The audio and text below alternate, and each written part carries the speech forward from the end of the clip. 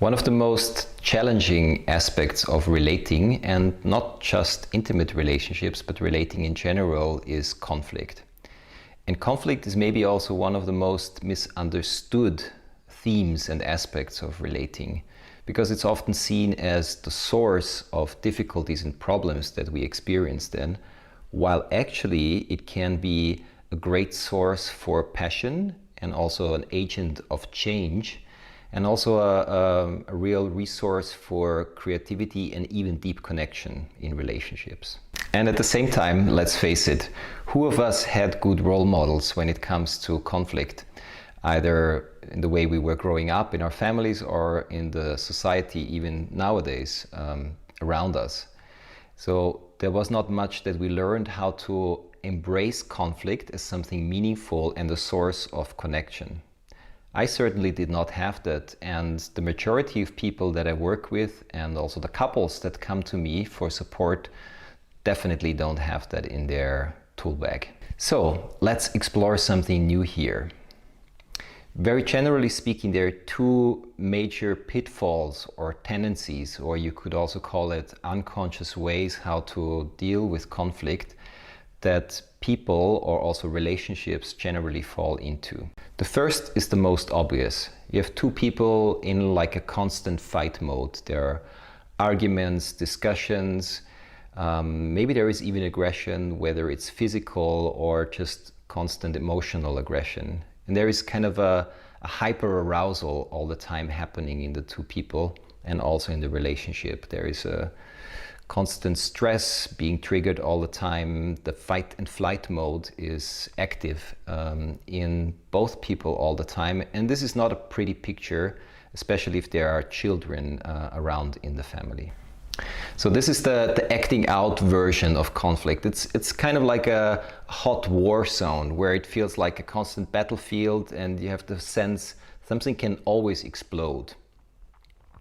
And while this is very challenging and has not much room for safety, such relationships, it's not always the case, but it often is, actually also have a lot of passion, and there's a lot of aliveness in there. It's not safe, but it's also definitely never boring.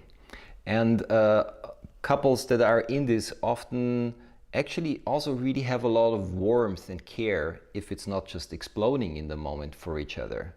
So it has all the aspects of the destructive energy when it gets too much, but there is also really energy in the room. The other version is often less obvious, but in the long run, not any less destructive. And this is a relationship where you might feel there are no conflicts or there are no major arguments happening. While this sounds good in theory, in reality it's not a possibility, because there simply are no relationships without conflict. It's always just a question how consciously or actively we engage in them. When there are no conflicts at all in relationship, it doesn't mean they are not there, but maybe you just pretend it's not happening, or one of you already gave up speaking to what's important for him or her, or you just ignore the fact that there are irritations in the room, or you kind of like pretend it's not happening. What this means is that you have a conflict that kind of got cold. So before we had the hot kind of zone of conflict, now this is like the cold or frozen conflict.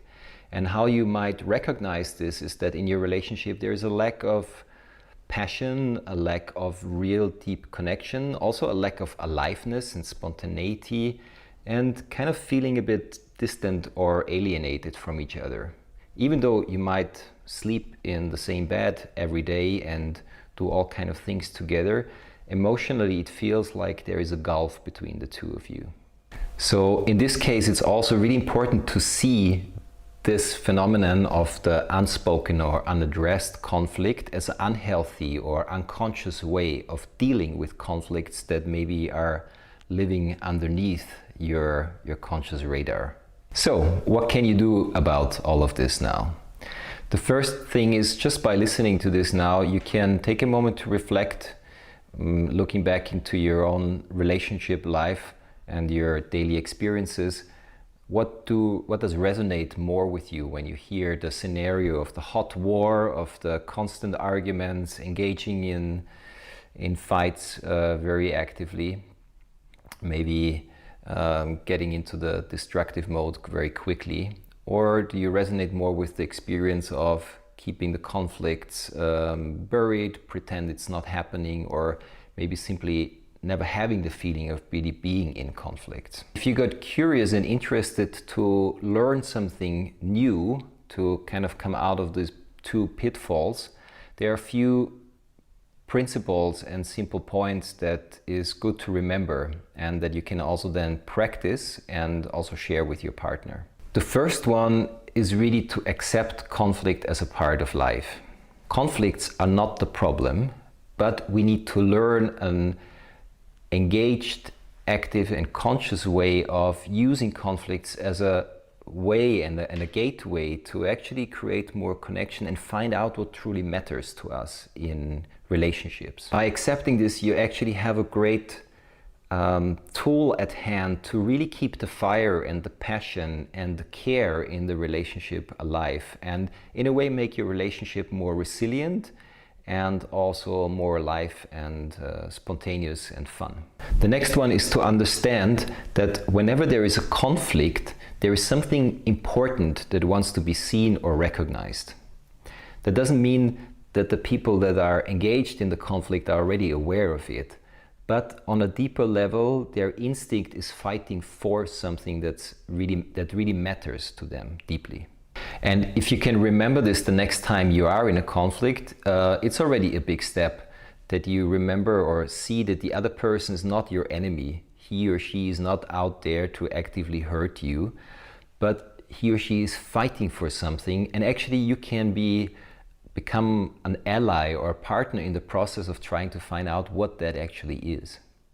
It also means that in a conflict, it's not about finding out who is right or wrong, even though our instinctual habits often are trying to do exactly that, but it mostly ends up in a disaster or in a big disconnection.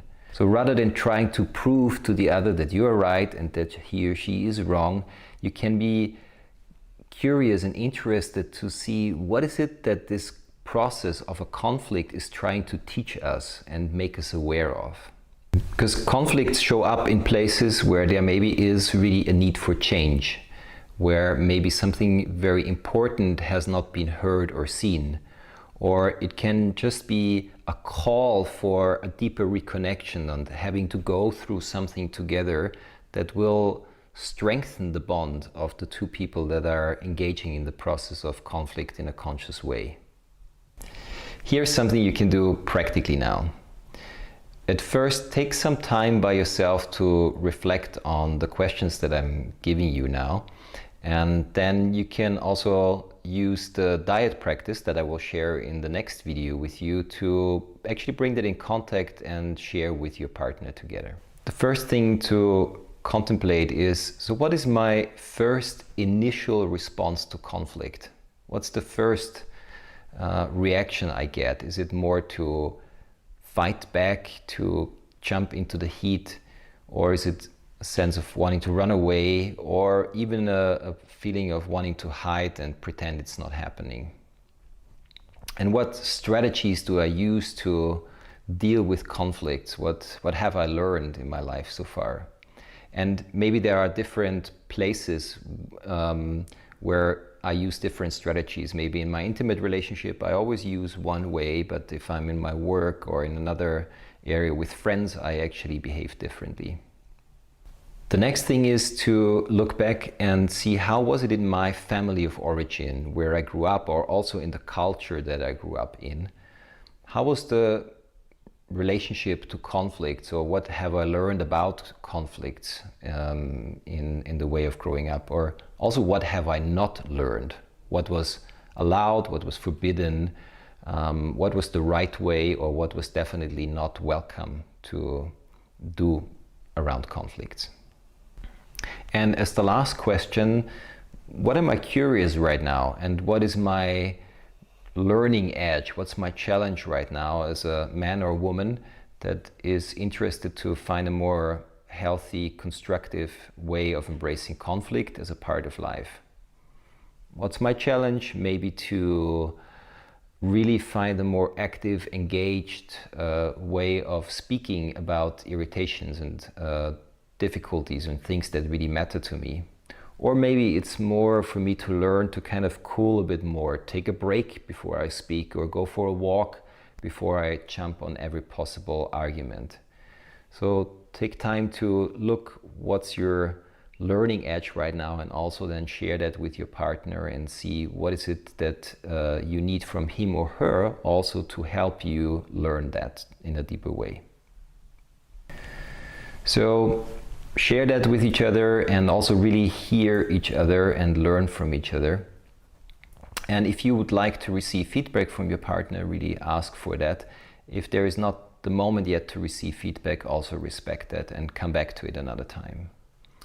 And there is one more really important thing that I want to share with you about conflict, is that if you want to learn about conflicts, don't do it when you're actually actively engaged in one. When we're in the heat of the game, it's so intense, our minds are not functioning properly, and we don't have any inner space to real anything new. So the best way to learn about conflicts is when you're not having one, when you actually feel safe and connected with your partner, and dare to reflect together, to look back how it was in other moments of conflicts, what worked well, what helped you to overcome it, and also to identify the pitfalls that you maybe both are falling into and what really leads to the road of destruction. To share about that can really be a very, very helpful thing the next time when a conflict comes around, that slowly you're building more building blocks of safety and mature relating to this really, really important part of being in a couple and in a relationship. I hope this video gave you some new insights and perspectives to look at conflict in a new light. In the next video, I share with you a very simple communication structure that you can use then also to share and go through the questions that I spoke about here in the video. Until that time, you can already reflect by yourself, maybe make some notes, and then bring it into contact with your partner. So, enjoy!